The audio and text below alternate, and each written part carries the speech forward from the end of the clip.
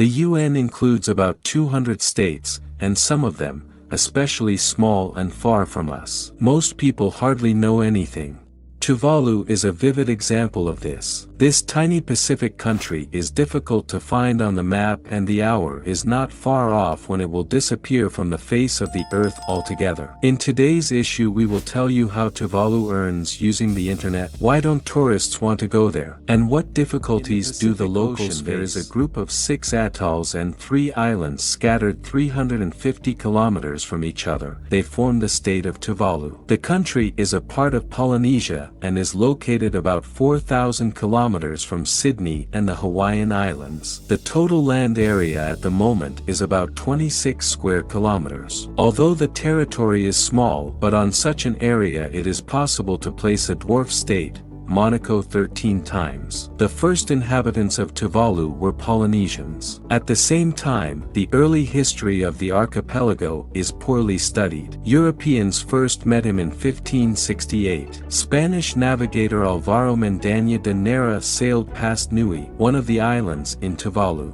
He made contact with the locals, but could not land on land. For a long time the archipelago remained isolated. In the mid-1850s, Australians opened palm oil production on the islands, which was subsequently replaced by copra, the dried oily pulp of coconut. At the end of the 19th century, Tuvalu became part of the British Protectorate, then became a colony, and then it was part of the Gilbert and Alice Islands. Only in 1978 the country gained independence. To this day, the state remains a member of the Commonwealth of Nations, traditionally headed by the monarch of Great Britain. The upper left part of the flag also reminds of Tuvalu's British past. Now the population of the country slightly exceeds 11,000 people, and more than 90% are representatives of the indigenous Polynesian people of Tuvalu. At the same time, most of the people, about 6,500, live on Atoll, the capital of Funafuti. Although it is not customary to divide atolls, but its central part is the 12-kilometer Songafali Island. The main settlements are located on it, and in the widest place there is an airport. Photos of this particular part of the country are so common on the shape of the settlements, as they are located on a narrow strip of land, usually from 20 to 50 meters wide. Not counting the central part of Funafuti, they are very often called the narrowest capital in the world. And indeed, there are probably few places in the world where you can see the Atolo Lagoon from one window and the open Pacific Ocean from the other. The whole country has only about 8 kilometers of paved roads, which is not surprising, given the remoteness of Tuvalu from major countries and isolation. Such unusual islands, as a rule, attract tourists. But this is definitely not about Tuvalu. According to the World Tourism Organization, Tuvalu is recognized as the least visited country in the world. For example, in 2016, only about 2,000 people visited the country, and most of them are officials, businessmen, and relatives of the islanders. Yes, almost 5 times more climbers climb to the top of Elbrus every year than people go to this Pacific country. Despite the fact that the state has good prospects in the field of ecotourism, guests are in no hurry there due to the fact that it is difficult to get to Tuvalu. You can fly from Fiji, but there are few flights and tickets are expensive, and you also need to get to Fiji. The runway of the local airport is very peculiar. It is crossed by a street, and locals often relax and have fun right on it. It is noteworthy that one of the hotels is located right at the runway, which discourages tourists who occasionally arrive there. They think that it will be impossible to fall asleep near her, but their expectations are usually not justified because planes fly very rarely 1 to 2 times a week. Government revenues mainly come from the sale of fishing licenses, as Tuvalu boasts an impressive size of the exclusive economic zone. Its area is about 520,000 square kilometers, which is slightly larger than the area of Spain. Mostly mackerel fish and other seafood are themselves and send them to other countries. The next item of income is the Tuvalu Trust Fund, consisting mainly of donations from large states. Here we should not forget that Tuvalu is a member of international organizations and has the right to vote, including the UN. There is another, much more interesting unusual source of income. The fact is that the top-level domain .tv is assigned to the state. That is, television in English and in any other language. This combination of letters will be clear. In the 1990s, he became interested in telecommunications companies. The government of Tuvalu has been successfully leasing the management of its domain zone for more than 20 years, receiving several $million